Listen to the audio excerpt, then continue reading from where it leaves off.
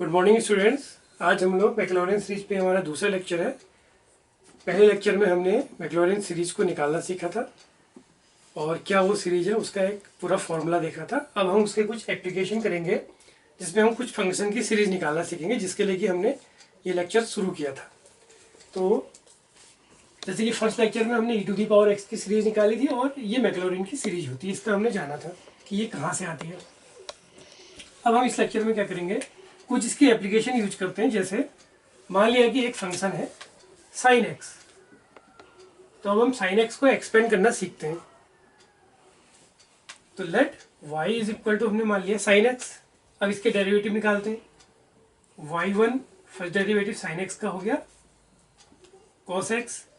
Second derivative निकालते हैं y2, तो सेकेंड डेरिवेटिव के लिए क्या करेंगे, फर्स्ट डेरिवेटिव का डिफरेंशिएशन कर देते हैं। तो फर्स्ट डेरिवेटिव था cos x, इसका डिफरेंशिएशन करते हैं तो ये आता है माइनस sin x। इसी तरह से आप थर्ड डेरिवेटिव करेंगे तो सेकेंड डेरिवेटिव का फिर डिफरेंशिएशन कर दीजिए sin x का cos x। फोर्थ डेरिवेटिव निकालना है तो cos x का अगला डेरिवेटिव क्या हो जाएगा, माइनस sin x, तो ये प्लस आ गया। तो ये क्रम जो है लगातार, अगर फिफ्थ डेरिवेटिव निकालें तो ये plus cos x, sixth derivative निकालेंगे तो माइनस sin x, तो ये क्रम आपका चलता जाएगा। अब हमने करना क्या है, ये सारे जो डेरिवेटिव्स हैं इनकी जीरो पर वैल्यू निकालनी है। तो अगर हम देखें y10, तो y10 कितना हो गया, cos 0 1। फिर हम देखेंगे y20 sin 0 0। फिर हम निकालें y30 cos 0 1, तो ये -1 हो गया। इसी क्रम में y40 निकालेंगे sin x का फिर 0, y50 निकालेंगे तो ये 1, y60 निकालेंगे तो ये 0। तो ये क्रम आपका चलता जाएगा और जो y0 था वो हो जाएगा 0। तो यानी कि अगर हम कहें y बराबर था हमारा sin x, तो sin x का एक्सपेंशन क्या बना, y0 0 plus x into y10 कितना है 1, x इंटू 1 हो गया, plus x square by 2 factorial, then y20 हमारा फिर 0 है, plus x cube by 3 factorial y30, तो y30 कितना हो गया -1। इसी क्रम में अगला हम करें x4 फैक्टोरियल, तो y40 की वैल्यू कितनी है 0, प्लस नेक्स्ट टर्म आएगा x की पावर 5/5 फैक्टोरियल y50 1 हो गया। नेक्स्ट टर्म हो जाएगा x to the power 6/6 factorial y60 कितना है 0, और ये अप टू सो ऑन चलते रहेगा। तो ये सीरीज फाइनली क्या आ गई, x ये 0 हो गया, एक्स क्यूब बाई 3 फैक्टोरियल ये भी 0 हो गया, ये भी 0 था, ये भी 0 हो गया, ये बचा x to the power 5/5 factorial, sixth वाला टर्म फिर 0 हो गया, फिर ये सेवन्थ वाला बचेगा और ये क्रम आपका चलता जाएगा। तो ये बन गई sin x की सीरीज। तो sin x की सीरीज में क्या है, सारे के सारे ऑड टर्म्स आ रहे हैं प्लस माइनस साइन के साथ।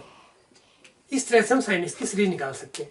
इसमें एक चीज और सीख लेते हैं, वो क्या कर लेते हैं, ये सीरीज तो हमने निकाल ली, अगर हम यहाँ से एक लॉजिक बनाएं, वो लॉजिक क्या बनता है कि कभी हमें nth डेरिवेटिव की भी जरूरत पड़ सकती है। तो nth डेरिवेटिव कैसे निकालेंगे, अगर हम जैसे ये हमारी सीक्वेंस बन रही है plus cos x minus sine x minus cos x plus alternative बन रही है, इसको अगर हम जनरलाइज कर लें, कई बार हमें ये जनरलाइजेशन की जरूरत पड़ती है, उस तरह से भी इस सीरीज को निकाल सकते हैं। कैसे, जैसे हम cos x को लिख दें sin x plus π/2, first derivative हमने दूसरे फॉर्म में लिख दिया, y2 तो sin x थे माइनस, तो अब हम इसको फिर साइन की फॉर्म में क्या लिख दें,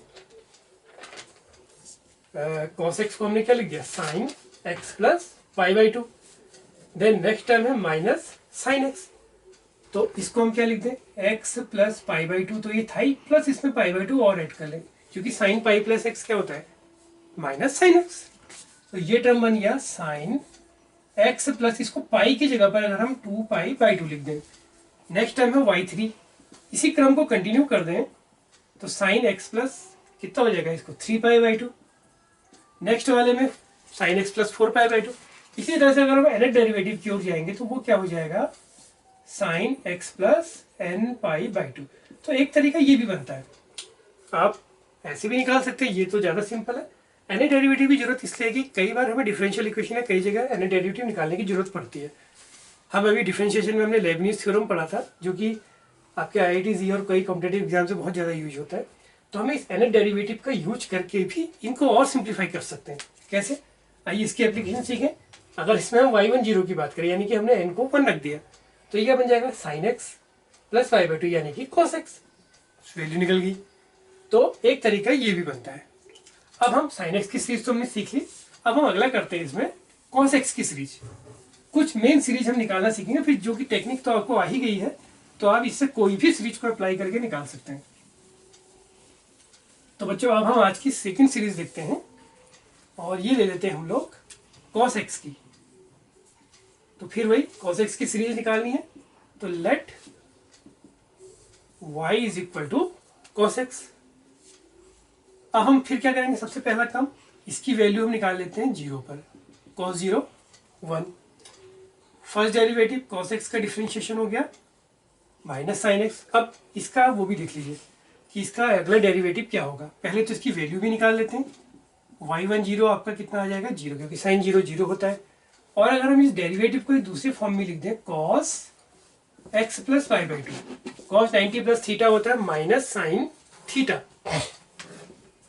सेकेंड डेरिवेटिव कॉस एक्स का डिफरेंशिएशन, साइन एक्स का डिफरेंशिएशन, कॉस एक्स हो गया, तो ये माइनस कॉस एक्स। अब हम y20 की बात करें तो ये हो जाएगा 1 और साइन होगा इसका माइनस। अब हम इसी डेरिवेटिव y2 को लिख सकते हैं cos x plus pi by two plus pi by two, cos pi plus theta minus cos theta, तो ये बन जाएगा cos x plus 2 pi by two.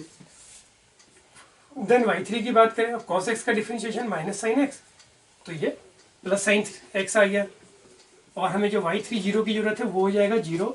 इसी तरह से इस डेरिवेटिव को हम लोग क्या लिख देंगे, cos x plus 3 pi by to.